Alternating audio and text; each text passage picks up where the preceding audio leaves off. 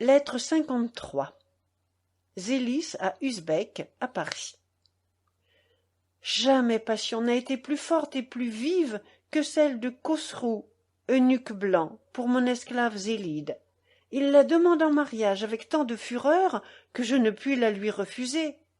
Et pourquoi ferais-je de la résistance lorsque ma mère n'en fait pas, et que Zélide elle-même paraît satisfaite de l'idée de ce mariage imposteur et de l'ombre vaine qu'on lui présente?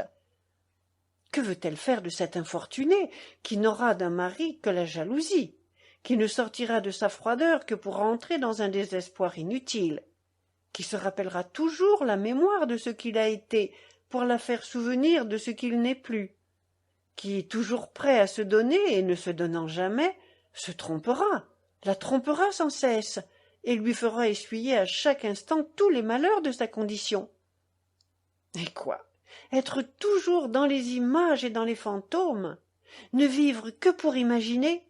Se trouver toujours auprès des plaisirs et jamais dans les plaisirs? Languissante dans les bras d'un malheureux, au lieu de répondre à ses soupirs, ne répondre qu'à ses regrets?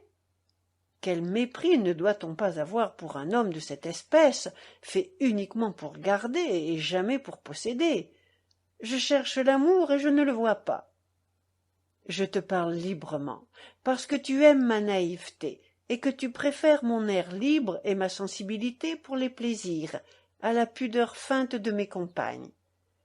Je t'ai ouï dire 1000 fois que les eunuques goûtent avec les femmes une sorte de volupté qui nous est inconnue, que la nature se dédommage de ses pertes, qu'elle a des ressources qui réparent le désavantage de leur condition, qu'on peut bien cesser d'être homme, mais non pas d'être sensible, et que dans cet état on est comme dans un troisième sens, où l'on ne fait, pour ainsi dire, que changer de plaisir. Si cela était, je trouverais Zélide moins à plaindre. C'est quelque chose de vivre avec des gens moins malheureux. Donne-moi tes ordres là-dessus, et fais-moi savoir si tu veux que le mariage s'accomplisse dans le sérail. Adieu. Du sérail d'Ispahan, le 5 de la lune de Chalval, 1713.